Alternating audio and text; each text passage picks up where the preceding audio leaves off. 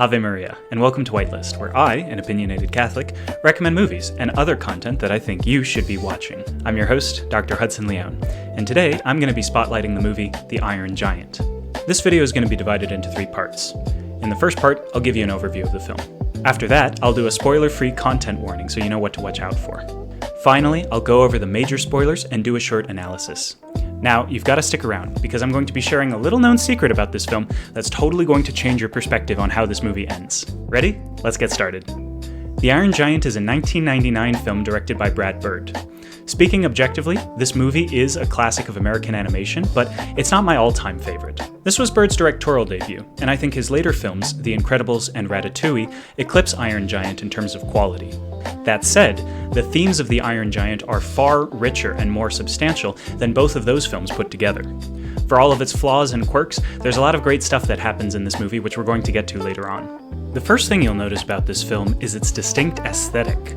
It's one of a handful of movies to combine traditional animation with CGI, which plays especially well with the premise. Quiet American town meets giant space robot.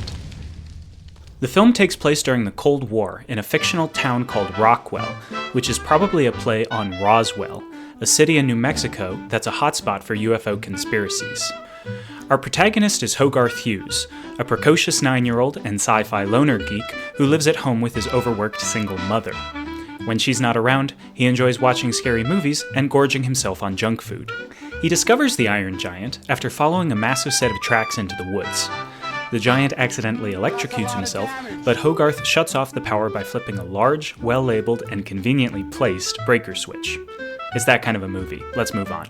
The giant, realizing that Hogarth saved him, begins to follow him around. He's capable of limited speech, but clearly understands more than he can say. Rumors of the giant begin to spread throughout the town, and eventually the government gets involved. Kent Mansley is the guy they send. A delightfully dislikable, self-absorbed bureaucrat who has so much egg on his face you could practically make an omelet. He realizes Hogarth knows something about the situation and rents the spare room in his house to keep a closer eye on him. The giant, meanwhile, requires a steady diet of metal. Hogarth brings him to a junkyard operated by a beatnik named Dean, who makes art, quote-unquote, out of the scrap he collects.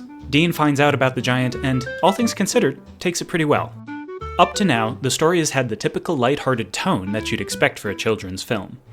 A major turning point, however, occurs when Hogarth and the giant encounter a deer in the forest. The giant is enchanted by the creature, but a few moments later, a group of unaware hunters shoot the deer dead.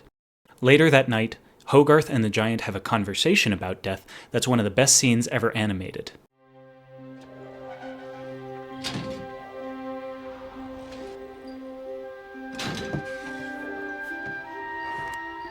I know you feel bad about the deer, but it's not your fault. Things die. It's part of life. It's bad to kill, but it's not bad to die. You die? Well, yes, someday. I die? I don't know. You're made of metal, but you have feelings. And you think about things, and that means you have a soul. And souls don't die.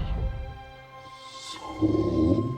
Mom says it's something inside of all good things, and that it goes on forever and ever.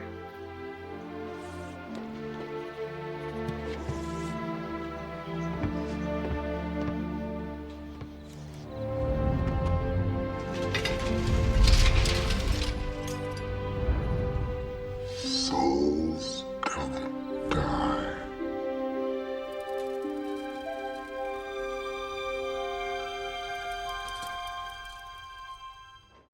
In a later interview, Bird had this to say about the scene. It's hard to pick a single favorite moment from the making of the film, but if I were to name one, I suppose it would be the first time all the lead crew members were packed into the editing room, looking at the scene where Hogarth tells the giant about what the soul is. The giant is trying to process what death is, and he's literally lying on top of scrap metal, dead machines. By the end of the scene, he's rolled over onto his back and is looking up at the stars. The film was in rough animation and storyboards, and even with the temporary soundtrack, people in the room were spontaneously crying. It was pivotal, there was an undeniable feeling that we were really tapping into something. I think children's art is most effective when it deals with the big problems of life in gentle ways.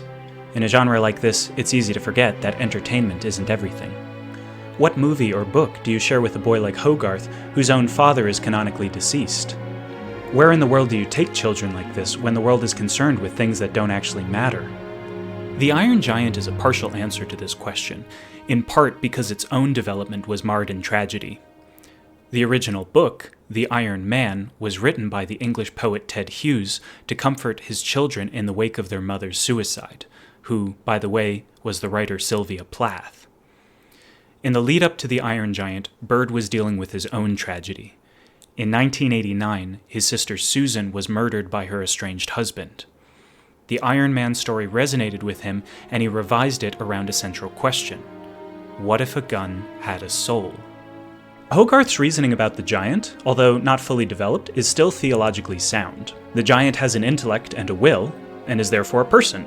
It's up to the giant, then, to choose between right and wrong. Does he follow his programming and become like the villainous robot Atomo? Or does he transcend his nature and become like Superman? What does it even mean to be Superman? Alright, that's the synopsis done. Let's get into the content warnings. As far as language goes, there are a few OMGs thrown around. The general also says, "Sweet Mother of God," in exclamation when he sees the giant for the first time. There's a moment of brief partial nudity in this film when Hogarth feigns using the toilet in order to cover for the giant. I know that sounds absolutely bonkers out of context, but I promise, that actually happens. There's not much violence in this movie, but there are some things that might bother young viewers. Hogarth watches a movie at home where a man is attacked by an alien brain. Hogarth runs into a tree and bleeds a little.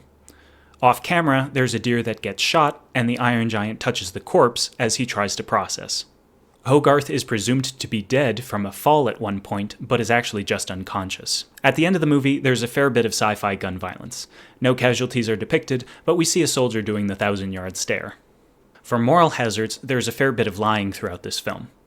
As you might expect, Hogarth lies to cover his tracks and protect the giant, but there's also this very weird and blatant lie at the beginning that has no good reason to be there. Basically, a sailor is trying to convince his buddies that he saw the giant.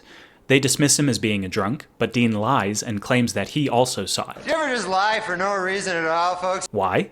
Because in his own words, he wants to stick up for the kooks of the world. Frickin' beatniks, man. Kent Mansley, the government agent, starts off as a minor scoundrel, but gradually becomes a serious villain. I have to give a small spoiler here. Towards the end of the movie, the giant is running away from the military with Hogarth. Dean pleads with Mansley to stop the attack since the giant is carrying Hogarth. Instead, Mansley reports to his general that the giant killed a child and advises him to double down on the attack.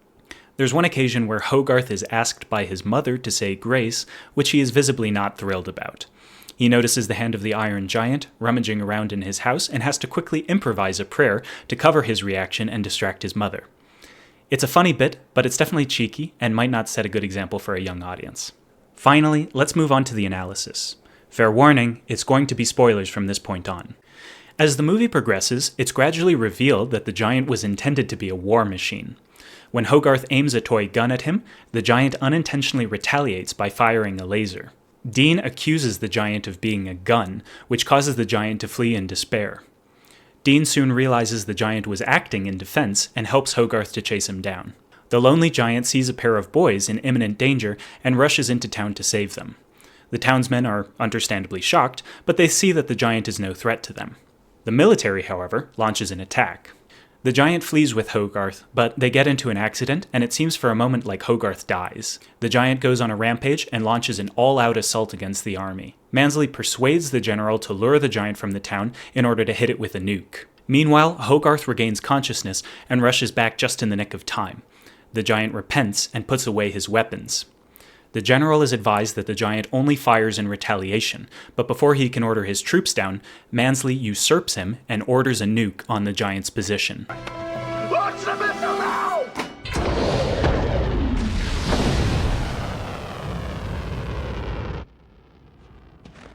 That missile is targeted to the giant's current position!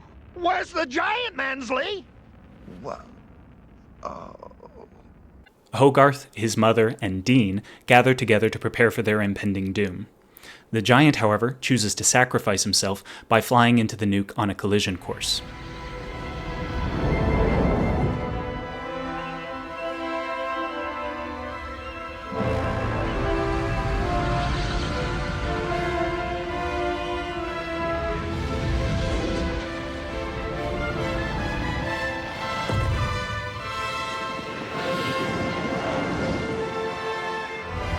You are who you choose to be.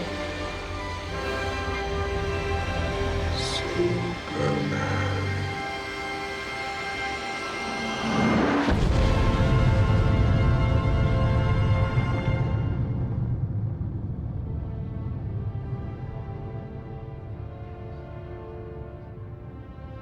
What does it mean to be Superman? You'll notice the giant never wonders, why should I be Superman? That's the kind of jaded question that comes with age and disappointment. You should be Superman because Superman is awesome. Granted, it's a difficult job. To be a superhero, you need to think less about yourself and more about others. You need to sacrifice your time, your energy, and even your life for the sake of the good. Grown-ups worry about sacrifice, but the giant doesn't. He wants to be Superman, and he knows what Superman would do. It doesn't matter what it's going to cost, because he knows it will be worth it. In case you had any doubt about the artist's intent, consider the moment that follows the explosion. The townspeople look to the heavens and see a blast of light in the form of a cross.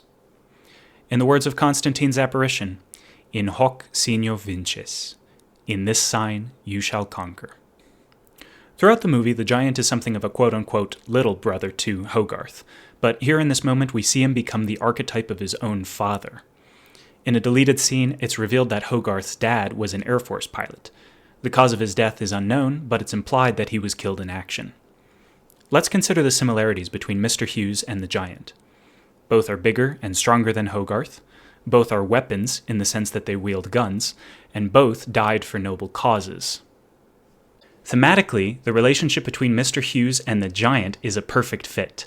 I have no earthly idea why they cut him from the movie. It makes the ending so much more impactful. In this context, Hogarth is not just losing his friend. He's witnessing the sacrifice of his dad and seeing something of the man he never really knew. Why would you get rid of that? Brad, stop making Incredibles 3 and give us some closure, will you? Give us a director's cut, man. All you gotta do is put the scene back in. Another issue I have with this film is that, in the epilogue a few years later, it's revealed that Dean marries, or at least starts dating, Miss Hughes. How did that happen? He's not exactly the most responsible or upstanding guy.